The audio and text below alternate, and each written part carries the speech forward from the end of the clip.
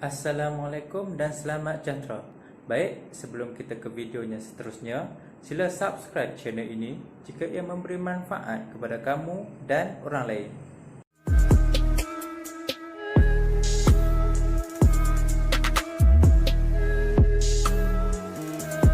Sinopsis Pelari Muda.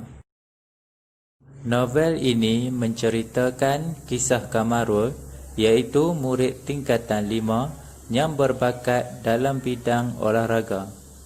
Dia telah dipilih mewakili negara dalam sukan SEA di Brunei. Kejayaannya mengharumkan nama negara telah menjadikannya sombong. Dia jarang-jarang berbual dengan rakan-rakannya di sekolah. Malah, dia juga telah bersikap dingin terhadap Saridah.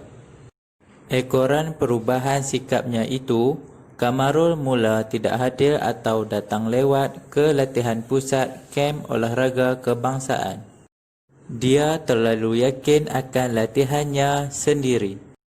Walau bagaimanapun, Encik Kadir menasihatinya dengan mengatakan bahawa tindakan dia berlatih sendiri melanggar disiplin. Namun begitu, Kamarul tidak menghiraukan nasihat Encik Kadir selaku jurulatihnya.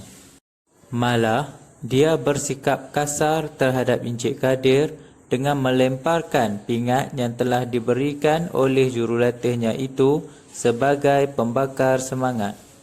Selepas Kamarul melemparkan pingat itu, dia berjalan pulang. Oleh sebab tidak berhati-hati semasa melintas jalan, dia telah dilanggar oleh sebuah kereta. Dia pengsan dan tidak mengetahui apa-apa yang berlaku seterusnya. Encik Kadir melawat Kamarul di hospital. Ketika itu, Kamarul sedang tidur. Encik Kadir bertanyakan khabar Kamarul kepada ibunya. Ibu Kamarul memberitahu Encik Kadir bahawa Kamarul hanya mengalami luka dan bengkak urat. Encik Kadir mengatakan bahawa dia akan datang lagi pada waktu petang. Selepas 15 minit Encik Kadir pulang, Kamarul sedar dan mendapati Saridah ada di sisinya. Dia tersenyum memandang Saridah dan Saridah membalas senyumannya itu. Dia mengucapkan terima kasih kepada Saridah kerana sudi melawatnya. Saridah memberitahunya bahawa Encik Kadir, Suresh dan Juriah berkirim salam. Saridah memberitahu Kamarul bahawa Encik Kadir baru sahaja pulang. Hatinya berdetik apabila mengetahui Encik Kadir mengunjunginya. Dia ingin cepat-cepat keluar dari hospital dan menemui Encik Kadir. Di hospital, Kamarul menginsafi sikapnya yang sombong akan kejayaan dan popularitinya sebagai pelari pecut negara. Dia sedar bahawa kejayaannya sebagai pelari yang terkenal adalah hasil bimbingan Encik Kadir. Dia turut sedar bahawa dia tidak patut melupakan Cikgu Zainal yang juga banyak berjasa terhadapnya. Oleh itu, dia berazam untuk turun ke padang dan membuktikan kepada Encik Kadir bahawa dia seorang ahli sukan yang berdisiplin. Sewaktu dia dibenarkan pulang, Encik Kadir telah menjemputnya. Kamarul memohon maaf daripada Encik Kadir. Selepas keluar dari hospital, Kamarul telah turun berlatih di pusat sukan Kampung Pandan bersama-sama Suresh. Kamarul berasa kecewa kerana prestasinya merosot. Encik Kadir memberikan kata-kata semangat kepada Kamarul.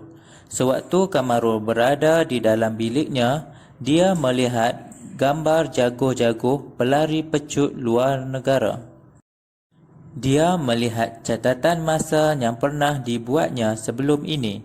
Dia berazam untuk melakukan sesuatu supaya catatan masanya bertambah baik. Kamarul dan atlet-atlet lain hendak berlepas ke Bangkok. Sebelum itu, dia resah menantikan kehadiran Saridah yang tiba lewat di lapangan terbang kerana terperangkap dalam kesesakan jalan raya. Selepas Saridah tiba, Kamarul dan kawan-kawannya berlepas ke Bangkok untuk menyertai sukan C ke-14. Di Bangkok, Kamarul mengikuti latihan yang dikendalikan Encik Kadir. Kamarul berlatih dengan tekunnya untuk mengembalikan kecergasannya. Di Gymnasium A, Stadium Nasional, terdapat juga atlet-atlet dari negara lain seperti Indonesia, Filipina, Singapura dan Brunei. Di sana juga dia telah berjumpa dan berbual-bual dengan Di Wega, iaitu pelari Filipina yang diminatinya. Dalam perbualan itu, Di Wega telah menasihatinya agar tidak bersikap sombong, menghormati jurulatih dan berdisiplin. Masa pertandingan pun tiba. Dalam pertandingan tersebut, Kamarul telah bersaing dengan Di Wega dan rakannya, Suresh serta pelumba dari Brunei, Indonesia dan lain-lain. Kamarul menjadi johan bagi acara 100 meter dan 400 meter. Sewaktu dia masuk ke biliknya, Encik Kadir menemui Kamarul dan mengucapkan tahniah. Encik Kadir turut menyampaikan secebis kertas dari tanah air yang mengandungi ucapan tahniah. Ucapan itu datang dari rakan-rakannya, terutama Saridah. Kamarul ingin mengembalikan pingat yang diberikan oleh Encik Kadir sewaktu dia hendak berlumba, tetapi Encik Kadir memintanya menyimpan pingat tersebut sebagai kenang-kenangan. Encik Kadir memberitahu Kamarul bahawa dia sepatutnya bersara sebagai jurulatih pada tahun ini, tetapi niatnya itu terpaksa ditangguhkan demi kejohanan sukan C ini.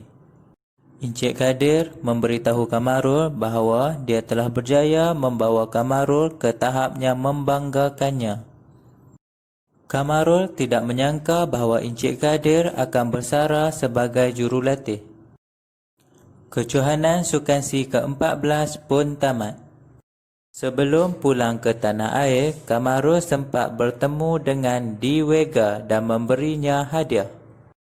Di Wega juga membalas pemberian Kamarul dengan pingat emas yang pernah dimenanginya di sukan C Brunei. Setibanya di tanah air, Kamarul telah disambut oleh keluarganya, Saridah dan kawan-kawannya.